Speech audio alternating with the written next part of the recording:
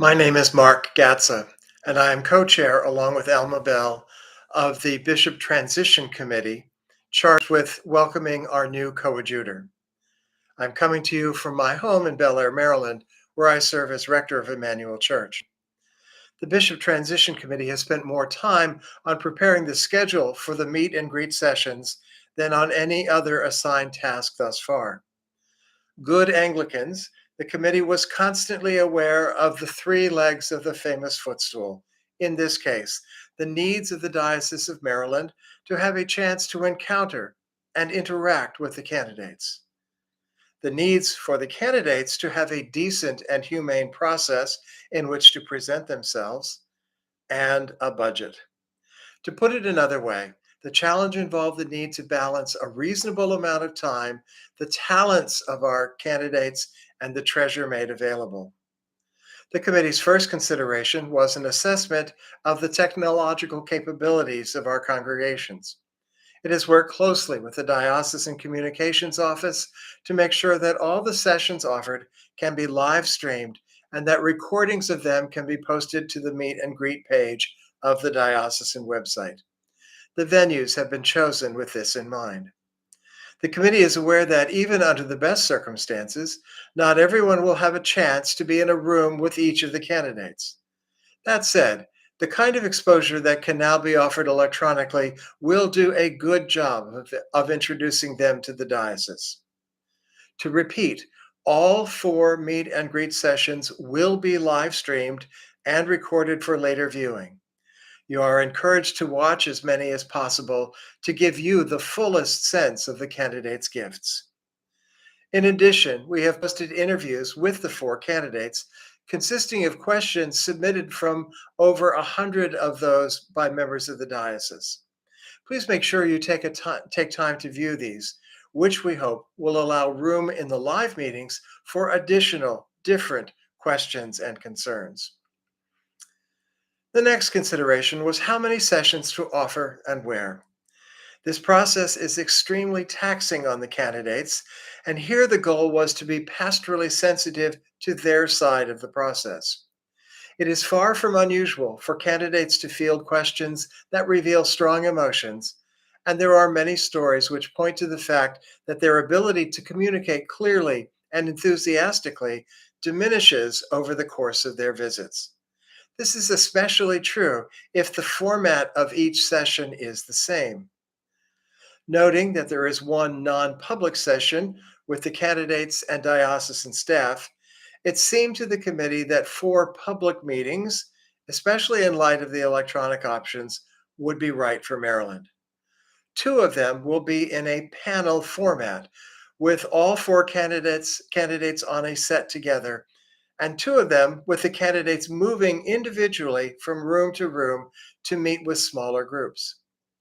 The venue choices were made to represent the disparate regions of the diocese.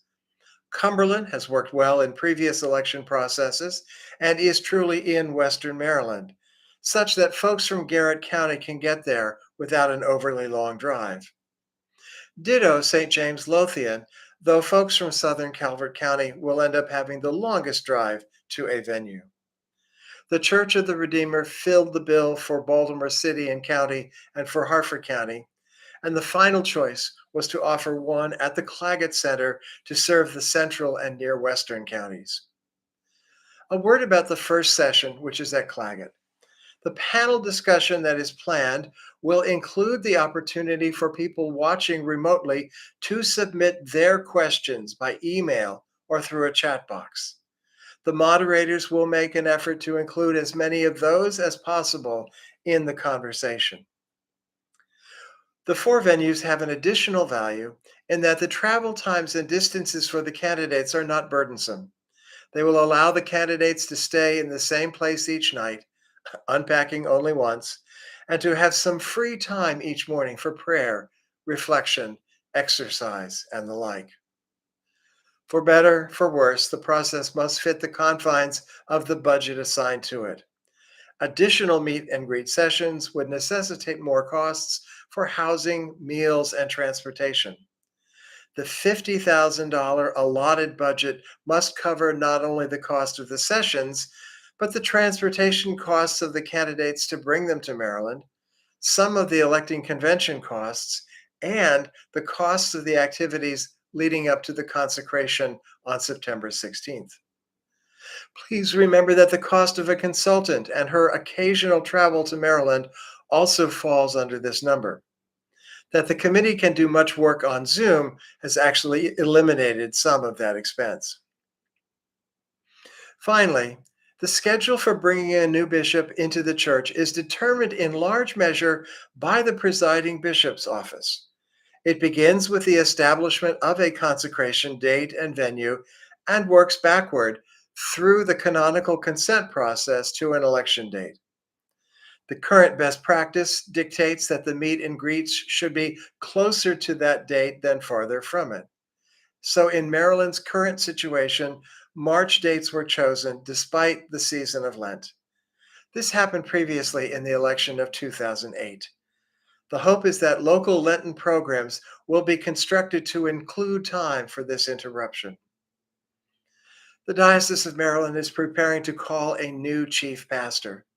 The Transition Committee has made every effort to create an atmosphere of hospitality and pastoral care for the candidates, while giving the people in the diocese the best possible chance of getting to know their gifts, skills, and priorities, balancing the three legs of the footstool. Please continue to pray for Alyssa, Carrie, Greg, and Randy as they prepare to visit us in the Diocese of Maryland. And save a prayer or two for the Transition Committee members who are working hard to make this process as effective, efficient, and enjoyable as possible. The Transition Committee hopes that everyone in the diocese will have a chance to get to know these candidates through any of the means that are offered. Please remember that throughout this discernment, the Holy Spirit is eager to speak with us and to guide us to the person who will best lead us in the years ahead. The faithfulness of the people throughout the Diocese of Maryland and the goodwill of those who participate in the meet and greet sessions will make room for that spirit and fulfill the hopes of candidates and committee members alike. Thank you.